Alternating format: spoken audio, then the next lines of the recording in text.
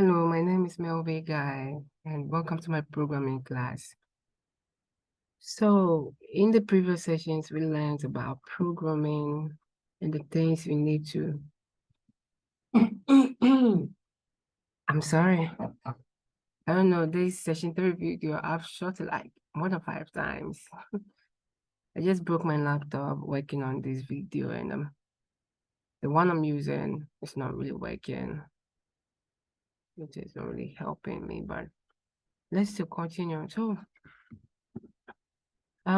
this is session 3 of the programming class, and in this session 1, we spoke about what programming is, programming languages, and tools required for programming, and careers and benefits. So you can check out the video, and we have detailed explanations for these ones. And I think this session 2 talks about the things we need to start programming environment. In this session 2. Yeah, session 2. So session 1 gives us idea of what programming is all about and what you are doing when we say you are programming. And session 2 teaches us what tools we need to start programming, to begin programming. Session 3 is talking about another interruption. Today I'm gonna get so much interruption on working on session 3 video. I'm sorry, but because it just keeps coming. I can't control.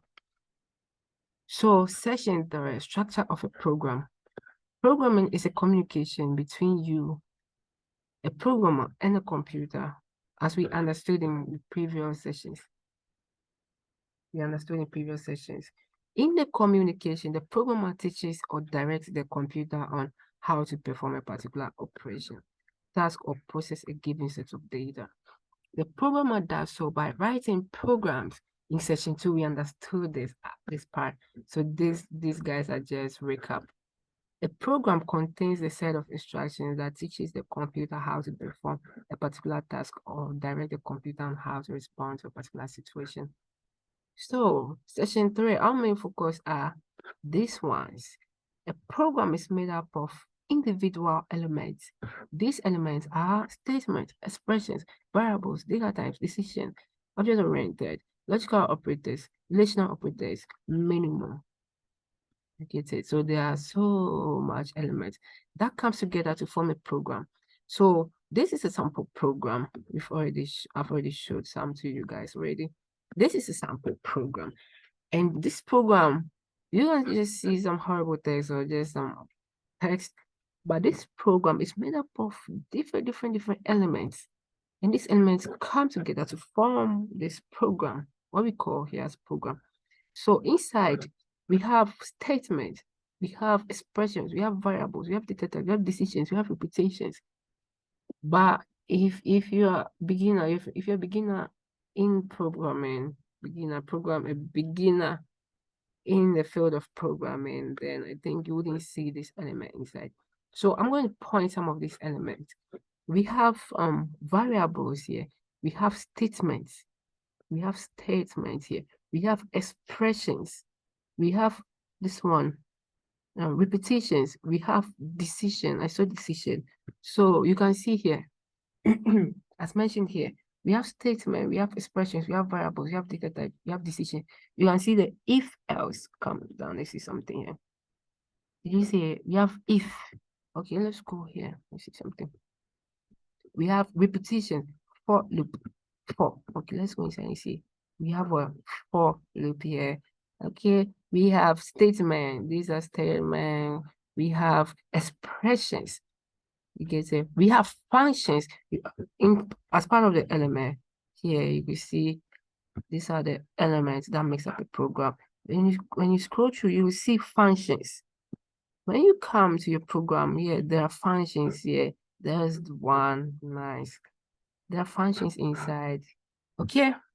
So there are a lot of functions inside. There are statements inside here. There are expressions inside here. There are variables inside here. There are decisions. There are repetitions inside here. And all these concepts are put together to form this guy, a program, what we call a program. All these individual elements are put together to form this program. So that's what section 3 is about. Section 3 introduces you to the components or the elements that makes up a program. So to write a program, you have to join individual elements. You have to join in elements like statement, variables, and blah, and functions, and this and that to produce a program. And the program will be passed to the computer to, perform the intended action. So these elements, the one mentioned up here, these guys, these elements are what programmers put together using some set of rules and guidelines to form a series of instructions known as program, and it's passed to the computer. So you know that to write a program, you will be working on putting these things together, statements, expressions, variables, data types, functions, putting them together to create your program or your software or whatever you want to do. Now, the main issue in programming, the challenges in programming is putting these things together. The question is, how do we put them together? How do we put statements, expressions, variables, data type, decisions together to teach the computer how to do something or to build the software? How do we put them together? Putting them together is not simple. I'm sorry, I'm doing, I'm sorry. Putting these things together requires some kind of experience or skills. You get it? Mind-blowing skills too, you get it? Some people are able to put this together and you just clap for them, like, whoa, you're an expert. You get it? We can all put them together, but some people can go way far. Some people put these things together to create Microsoft Word. Microsoft Word is a software. It's not an easy software. I've built some before. I worked on some, a mini one. I stopped along the way because I felt like, come on, I can't compete with Microsoft. So, or what I'm building, because it's so hard, just complex. So I was thinking, so all this thing, all this stress, which one I use it? Come on. Then I just left it. It's a very complex software. And these people, Microsoft, they were able to put all these things together to build that software. It's not an easy software. Like you see lots of versions being released. So some people can put these things together to create marvelous software. Even you, when you start learning programming, you'll be able to put these things together.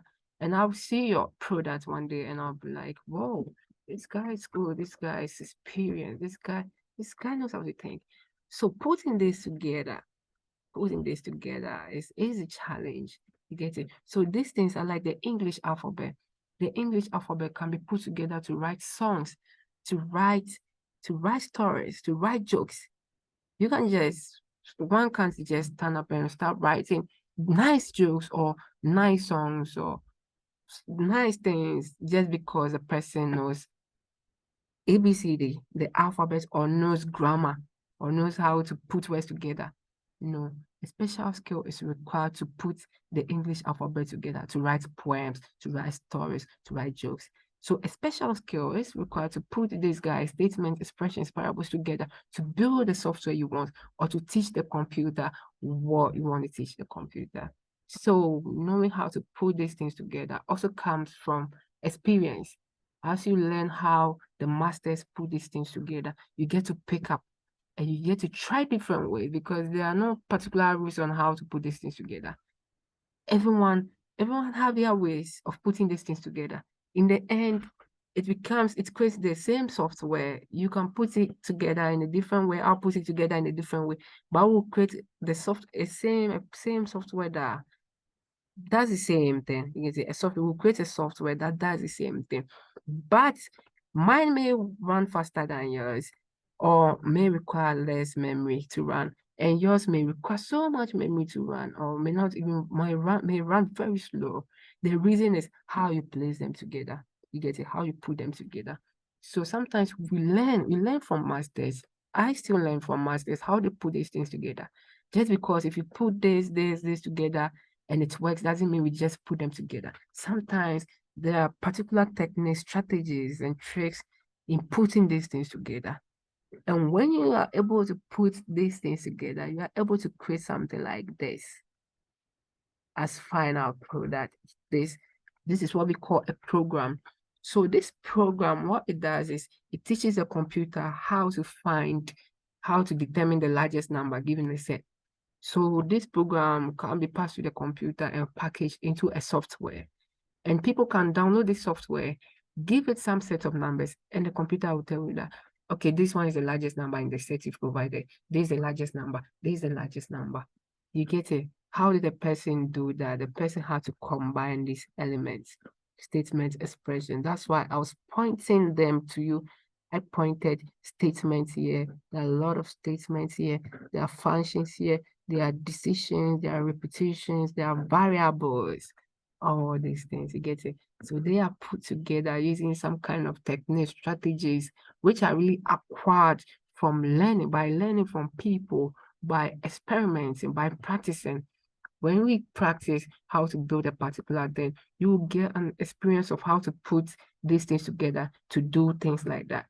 So if you find yourself in a situation where the software may require some of the things you've learned, the strategies you've learned to put things together, you'll be able to do it. It's simple.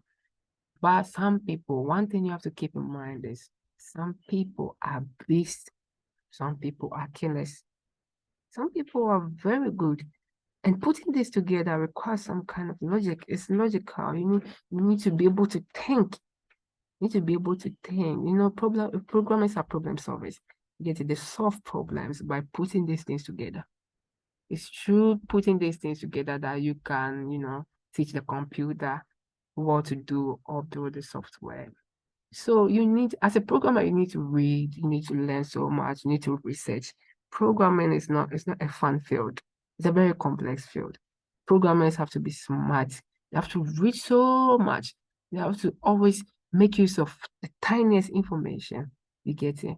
Because I've released session 1, I've released session 2, and let's say you've not gone through session 1, you've not gone to session 2, you want to understand session 3. Which type of programmer you want to be?